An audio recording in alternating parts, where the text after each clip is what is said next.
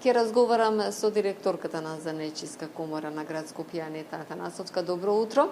Добро утро. Имате доста активности, ќе почнеме со убавите.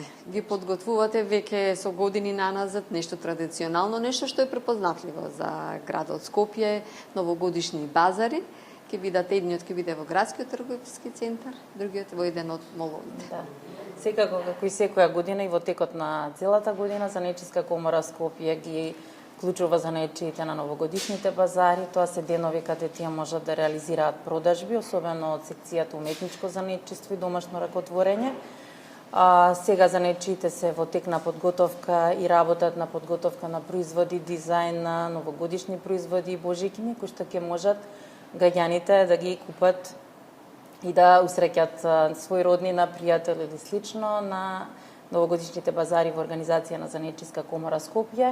Првиот базар ќе биде во Diamond Mall, почнува на 15 декември, завршува на 21, веднаш на 22 почнува вториот новогодишен базар во градски трговски центар. И така да ги најавуваме и ги повикуваме граѓаните да ги посетат овие базари, каде што на овие базари морам да напоменам дека учествуваат регистрирани занечи кои што си се регистрирани во занечискиот регистар. Тоа и сакав да ве прашам. Ќе се вратиме малку наназад. Ноември имавте една убава работилница, можам да кажам, или настан беше, се однесуваше нешто што е многу атрактивно. Фризери, бербери, стилисти, некако и на кон тоа се насочивте. Каде точно беше тоа? Настанот беше организиран во Eastgate Mall. Тоа беше во неделата на 30 ноември по повод месец на машкото здравје. Многу убав настан на кој што младите бербери покажаа знаења, вештини и се надпреваруваа во неколку категории, така да имаше победници од сите три средни стручни училишта на ниво на град Скопје. Еве една благодарност за учеството на училиштата и за вложувањето, особено на Димитар Влахов, средното стручно училиште Сарај и Шаип Јусуф, кои што учествуваа во организација. Настанот го организираше секцијата на фризери при Занечиската комора Скопје, кои што се вклучија целосно во организација и во жирирање на кандидатите и плюс имаше надпревар на сениори, тоа се бербери кои што веќе имаат искуство во својата работа и покажаа вештини на сцена. Многу убав настан на кој што ги мотивираа присутните посетители да размислуваат за поддршка на машкото здравје, редовни контроли во текот на животот, затоа што здравјето е она на што треба ние да се посветиме најмногу. Меѓутоа, младите луѓе покажаа многу вештини, на што ние како комора се гордееме, затоа што фокусот на Занечиската комора Скопје се младите во овој период. Се трудиме да ги привлечеме во занечиството, да дојдат што поголем број на млади луѓе кои што ќе ги покажат своите вештини и компетенции, ќе отворат своји бизниси или ќе се вработат во постојните занечиски бизниси и ќе остваруваат приходи од занаетот. Постојано кажувате дека се насочувате кон младите, меѓутоа ќе имате еден убав настан на 9, тоа ќе се однесува за на 9 јануари, исто имаме млади од средното стручно училиште Димитар Влахов, на која што работодавач ќе држи обука за новитетите во козметиката и фактички ќе добијат нови знаења и вештини во таа област. Семинарот ќе биде практичен и ево соработка со средното училиште. Тука ќе се одржува кај вас? Тука во Занечиската комора Скопје. Еве, постојано додека и трае разговорот, инфо центарот инфопултот работи, може ли накратко, еве, можеби некои се уште не знаат, иако со години наназад сте и транспарентни и она што го работите навистина сте достапни. Меѓутоа, како оди работата? Значи, инфопултот го отворивме со цел да тука на едно место се добијат информациите. Имаме и отворена телефонска линија на која што сите луѓе без разлика која возраст се можат да добијат информации.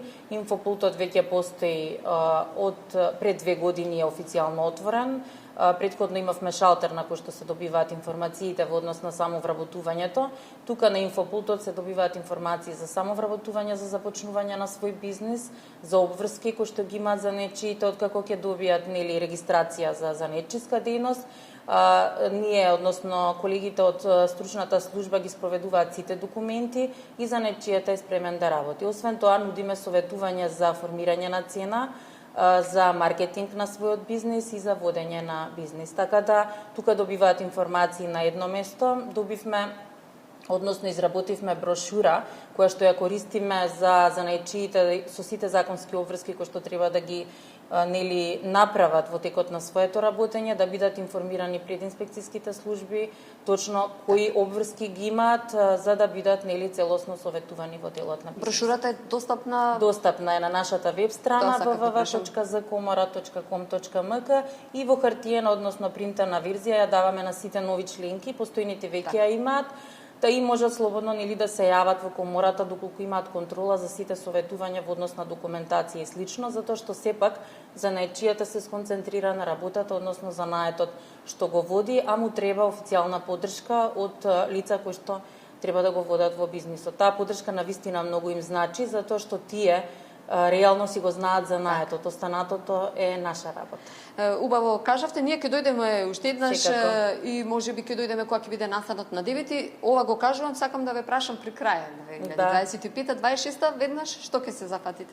26-та имаме план да објавиме повик за мајсторски испит во 6 занаети, за кои што сме акредитирани како институција, и повик за менторски испити. Тоа се испити кои што работодавачите ги испроведуваат за да имаат ученици на практична работа од средните стручни училишта.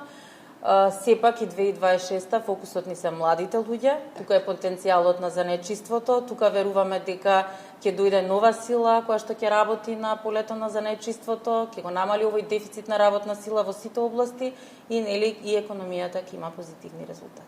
Убаво кажавте, па занаечиството красеше чаршијата, така да навистина треба младите и во ова, како велиме, можеби без идеја, да дојдат до идеја да бидат занаечи и занаетот секогаш носи една, како велиме, бенефит во животот, не само пари, меѓутоа тоа е една благородна работа.